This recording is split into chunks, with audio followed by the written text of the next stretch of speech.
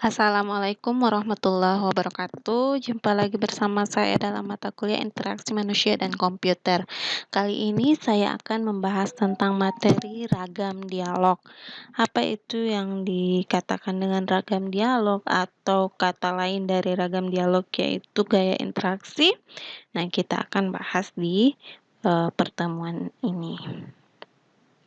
Oke, lanjut pada slide berikut. Nah, di sini saya akan menjelaskan tentang apa itu ragam dialog, kemudian sifat-sifat dari ragam dialog, kemudian ada kategori ragam dialog. Oke, pada pertemuan kedua ya, waktu itu saya menjelaskan tentang pengertian dari interaksi. Nah, interaksi juga itu sama halnya dengan dialog ya. Jadi kata lain dari interaksi yaitu dialog. Nah, jadi pengertiannya itu sama ya. Baik itu ada pengertian dalam umum atau secara umum atau juga pengertian secara IMK atau interaksi manusia dan komputer. Nah, secara umum dialog atau interaksi itu adalah proses komunikasi antara dua atau lebih objek yang saling mempengaruhi. Jadi, ada proses komunikasi antara dua ya, baik itu dua orang atau ya orang dengan benda ya, itu merupakan proses komunikasi ya atau dialog ya. Jadi ada proses komunikasi antara dua atau lebih objek yang saling mempengaruhi. Di sini ada saling terjadi ya namanya pertukaran informasi ya antara dua atau lebih objek. Kemudian arti secara interaksi manusia dan komputer. Nah, di sini maksudnya adalah dialog atau interaksi antara manusia dengan komputer itu seperti apa?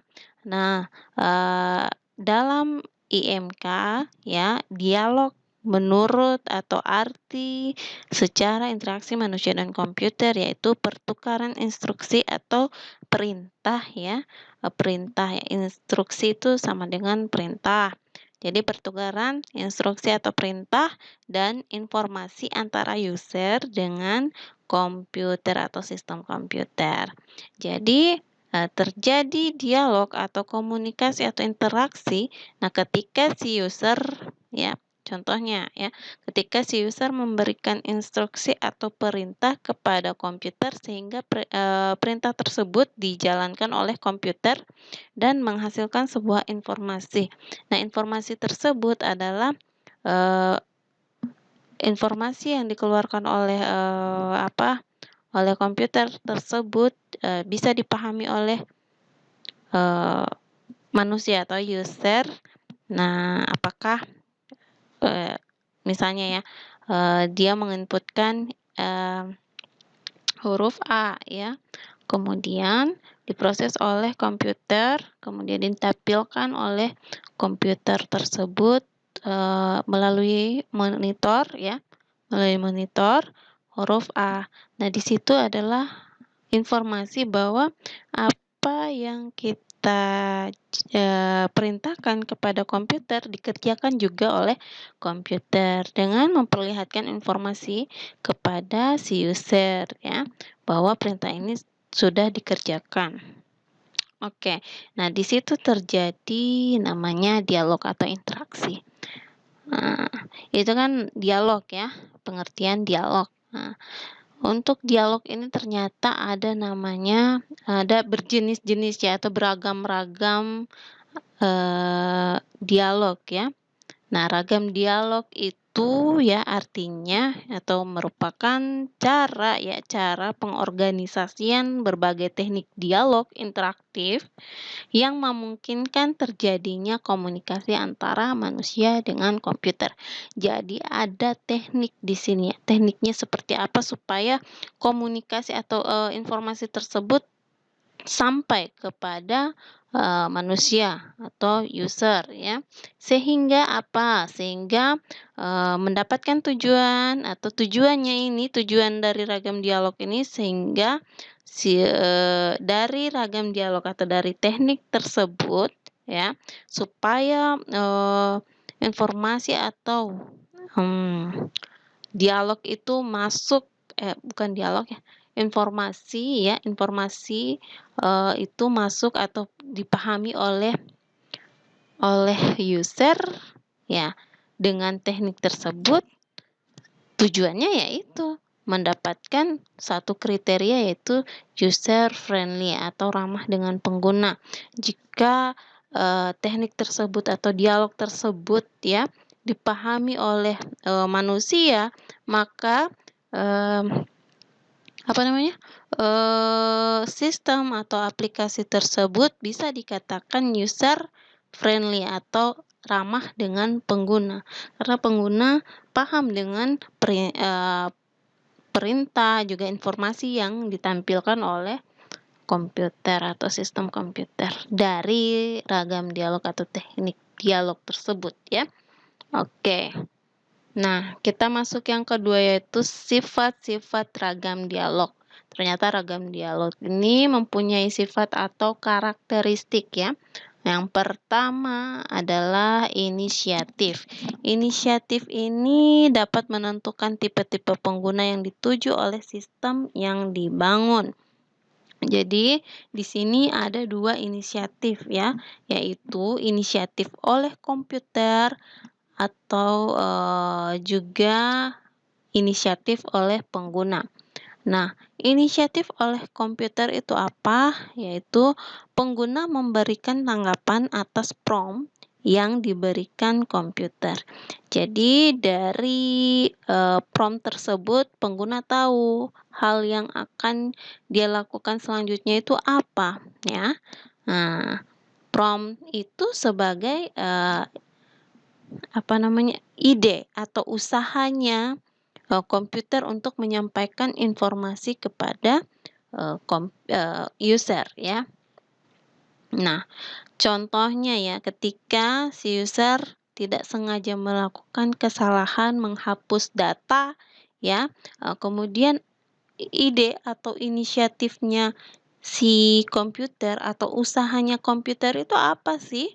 Ya, ada atau tidak ya, ketika si pengguna tidak sengaja melakukan kesalahan untuk menghapus file ya, yang sebenarnya dia mau menyimpan tetapi ternyata dia tidak sengaja untuk menghapus. Nah, kemudian ide atau inisiatif atau usahanya komputer itu seperti apa? Nah, kalau komputer atau aplikasi yang interaktif ya, dia tahu ya, dia dia berusaha ya, dia mempunyai inisiatif kepada si pengguna bagaimana usahanya untuk supaya si pengguna tersebut tidak terlanjur melakukan kesalahan. Jadi ada inisiatif dari komputer, ada usaha ya, usahanya ya. Sehingga pembatalan itu atau si pengguna memberikan tanggapan terhadap apa yang dia berikan atau prompt yang diberikan oleh komputer, apakah dia memilih yes atau no, seperti itu. Misalnya ya ada pesan kesalahan atau ada pesan ya di situ, seperti pertanyaannya yang jawabannya harus dinyatakan apakah ya atau tidak dengan cara tertentu ya, apakah ya atau tidak atau yes atau no atau cancel, seperti itu ya. Itu adalah inisiatif oleh komputer. Nah, yang kedua, inisiatif oleh pengguna. Pengguna diharapkan memahami sekumpulan perintah dengan sintaks tertentu. Jadi, di sini apa yang diinginkan oleh pengguna, dia harus tahu ya, dia harus tahu perintah apa yang akan dimasukkan sehingga yang diinginkan itu terjadi, seperti itu. Nah, jadi user harus tahu atau paham perintah apa yang ingin dia gunakan ya, sehingga komputer melaksanakan atau menjalankan perintah dari pengguna. Inisiatif atau idenya, misalnya dia mau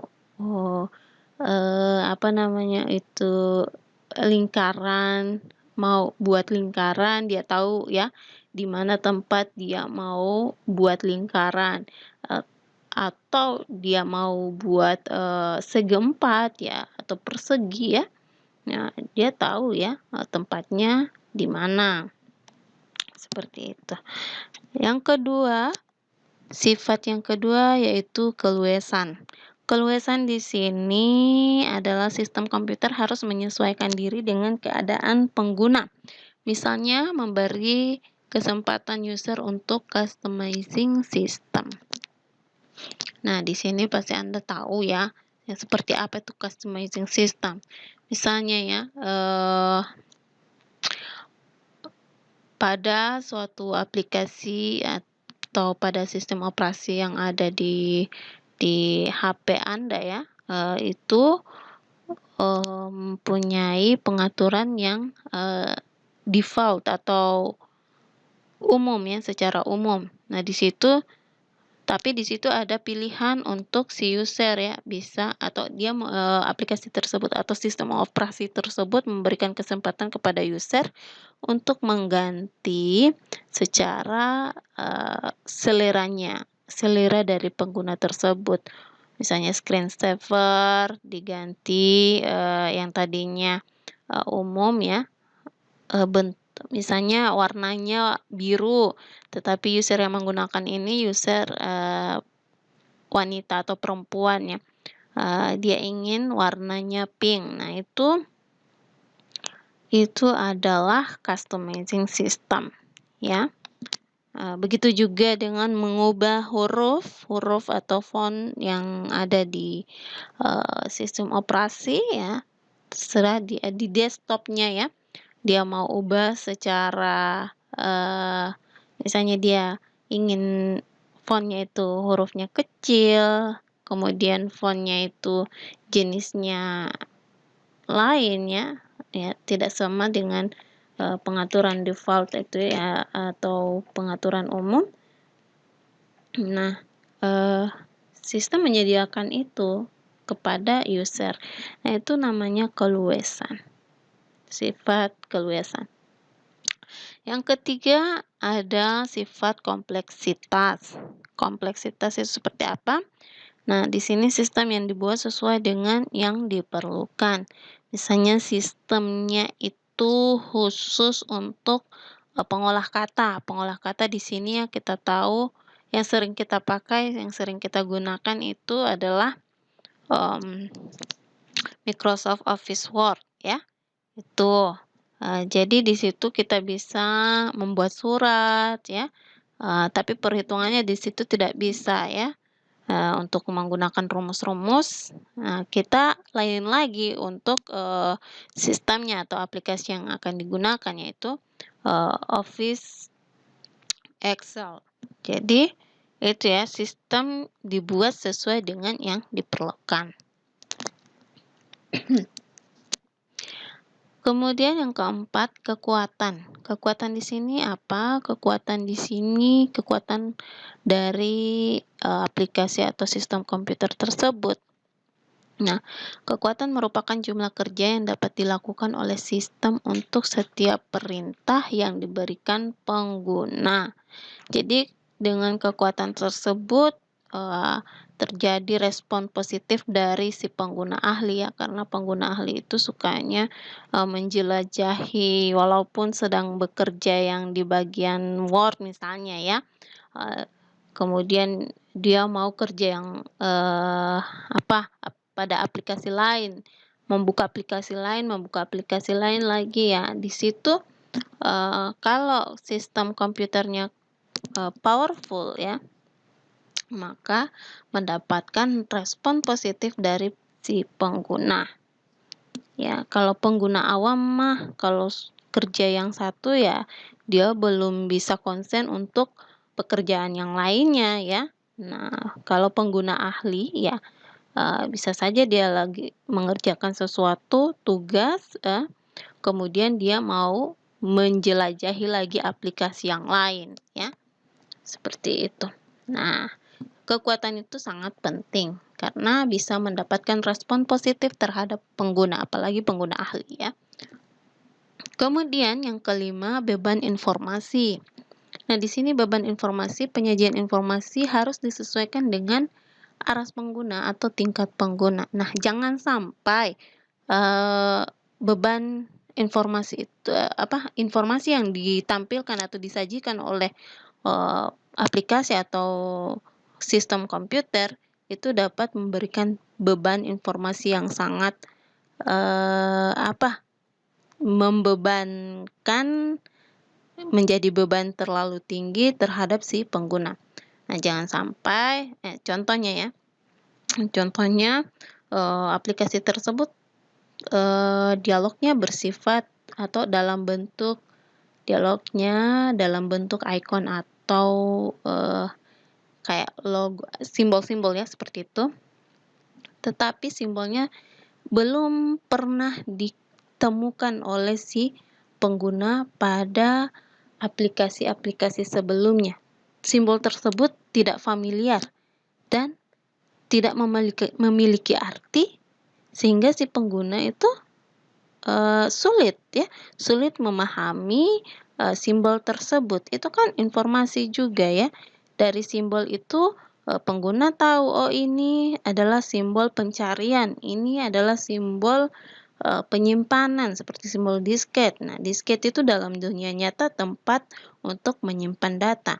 Berarti disket pada komputer atau pada aplikasi ya, itu digunakan untuk menyimpan ya, menyimpan file. Nah, tetapi yang digunakan pada aplikasi ya, misalnya Anda sebagai perancang mau membuat icon lain untuk penyimpanan data ya. Nah, itu belum pernah ditemukan oleh si user. Nah, jadi user pasti akan kebingungan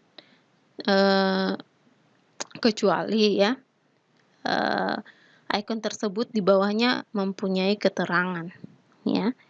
Nah, seperti itu. Nah, yang keenam, konsistensi. Konsistensi perintah harus mempunyai sintaksis yang terstandarisasi dan urutan parameter harus mempunyai tata letak yang konsisten, kemudian format pemasukan data harus kompatibel, kemudian konsistensi di sini bukan berarti semua interface mempunyai tampilan yang sama. Jadi, bukan mempunyai tampilan yang sama baru itu dibilang konsistensi. Tetapi misalnya ya, dengan tata letak yang konsisten, tata letak dari menu tersebut dia konsisten. Misalnya ya contoh yaitu Office ya. Kembali lagi ke Office karena banyak digunakan, jadi saya bisa memberikan contoh dari Office saja.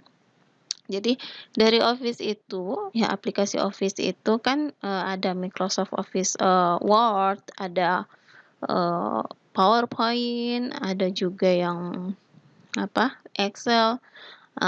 Coba lihat tata letak dari menu, apalagi menu utama ya yang di atas itu ya. Yang pertama itu tampil ya, bukan pertama tampil ya, tapi pada sisi atasnya itu selalu ada yang namanya sisi atas atau di pojok atas kiri ya, selalu ada namanya menu file di situ sebelah kiri, tidak pernah berubah tempatnya.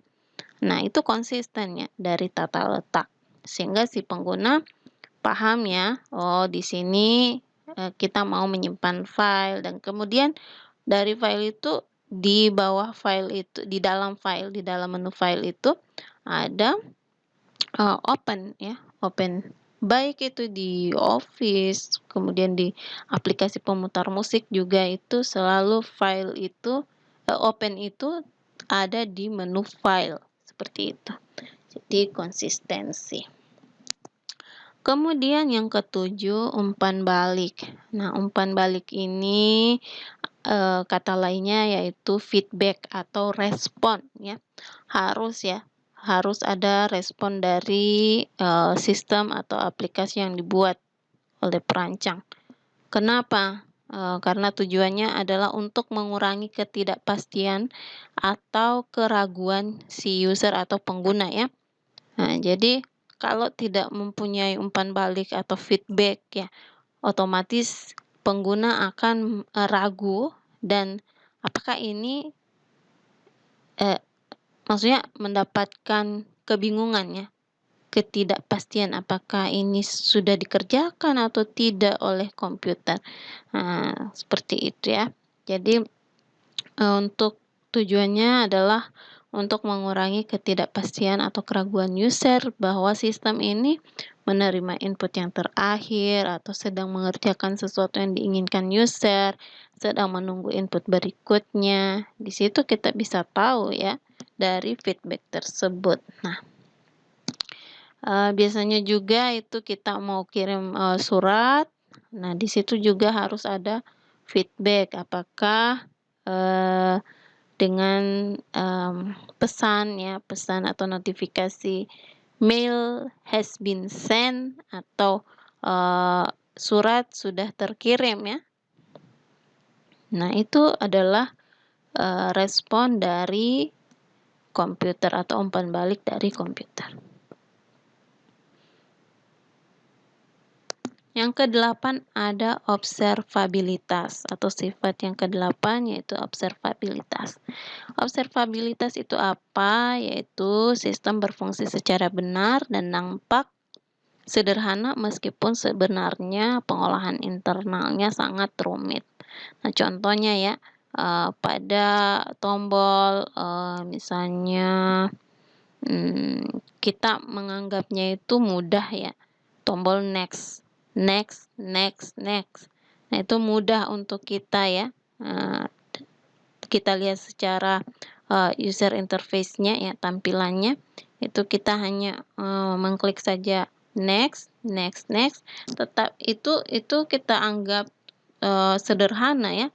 Tetapi sebenarnya untuk membuat next itu ya, sebenarnya pengolahan internalnya itu sangat rumit ya, atau pengkodingan itu ya sangat rumit. Nah, jadi di sini perancang harus tahu ya, walaupun rumit, pengolahan internalnya jangan sampai rumit juga ya untuk tampilan kepada usernya ya, user interface-nya. Nah, jadi observabilitas itu sistemnya berfungsi secara benar dan nampak sederhana, walaupun yang kita tahu pada pengolahan internalnya atau dalam pembuatannya itu sangat rumit. Nah, itu sifat yang ke-8. Nah, kemudian sifat yang ke-9, kontrolabilitas. Nah, kontrolabilitas ini sistem selalu berada di bawah kontrol pengguna. Nah, jadi sistem berada di bawah kontrol pengguna ini agar hal ini dapat tercapai antarmukannya harus mempunyai sarana yang memungkinkan pengguna untuk dapat menentukan di mana sebelumnya ia berada, kemudian di mana ia sekarang berada, kemana ia dapat pergi, apakah next, apakah ada pilihan di situ ya, next atau kembali ya, back ya, seperti itu ya. Nah, ataukah misalnya ya, pada saat pengisian username sama password, nah si user mau sudah mengisi username-nya ya, sudah mengisi username, kemudian langkah selanjutnya mau mengisi password. Nah, kursornya itu masih berada pada eh, ini, pada kursornya masih berada pada kotak atau pada kolom username. Nah, maka dari itu kalau mau mengisinya, kita harus mengkontrol kursornya ke bawah, ke kotak selanjutnya, yaitu pengisian password seperti itu. Jadi sistem itu, ingat ya, sistem itu selalu berada di bawah kontrol pengguna. Sifat yang ke-10 yaitu efisiensi.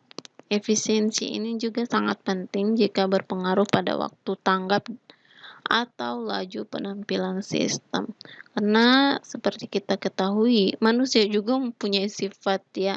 Ada yang tidak mau terlalu lama menunggu ya, tidak mau menggunakan sistem yang loadingnya lama sekali ya. Maksudnya prosesnya itu lama ya, lama menunggunya itu ya. Nah, bisa jadi si user bisa berpaling atau berpindah ke aplikasi yang sama juga dengan aplikasi ini. Maksudnya fungsinya sama ya. Tetapi untuk waktu tanggapnya itu lebih bagus atau lebih baik dari aplikasi yang kita rancang, misalnya seperti itu ya. Jadi ingat, si user itu ada juga ya sifat-sifat manusia yang tidak mau terlalu ribet, terlalu lama ya, apalagi soal penggunaan aplikasi. Nah, yang ke-11, keseimbangan. Dalam merancang sistem hendaknya mengetahui kemampuan antara manusia dan komputer.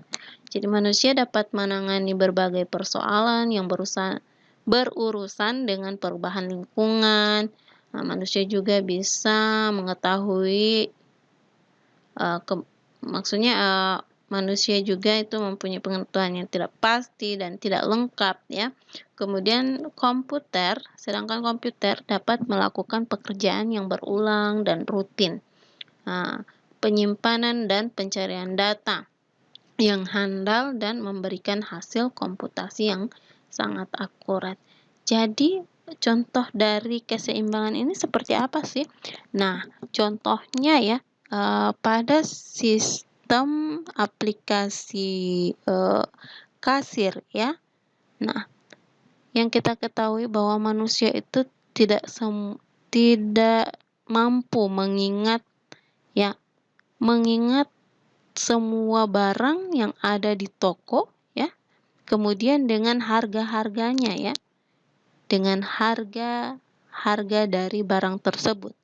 Nah, agar menyeimbangkan kemampuannya si manusia dengan si komputer ya, itu kita membuat sistem yang bisa membantu manusia untuk ya, yang kita ketahui bahwa komputer itu bisa melakukan pekerjaan yang berulang, kemudian penyimpanan dan pencarian data yang handal ya. Jadi komputer bisa menampilkan hasil komputasi yang sangat akurat ya, dengan menampilkan misalnya daftar harga beserta daftar barang beserta harganya ya. Nah, itu yang tidak bisa dimiliki oleh si manusia. Jadi untuk itu keseimbangan itu kita harus tahu kemampuannya manusia seperti apa. Kemudian yang tidak bisa dilakukan oleh manusia apakah bisa dilakukan oleh komputer, itu bisa menyeimbangkan kemampuan antara manusia dan komputer. Nah, itu ya, berarti ada 11 ya, ada 11 sifat dari ragam dialog ya, atau karakteristik dari ragam dialog ya. Kita masuk pada kategori ragam dialog atau gaya interaksi atau jenis-jenis ya, jenis dari ragam dialog. Ada command line yang pertama ya. Ada command line interface, kemudian ada dialog berbasis bahasa pemrograman, ada menu ya. Kita sering melihat ya dialog atau yang ditampilkan oleh komputer itu ada menu, ada form fields. Form field itu adalah pengisian formulir, tapi formulirnya itu dalam bentuk digital.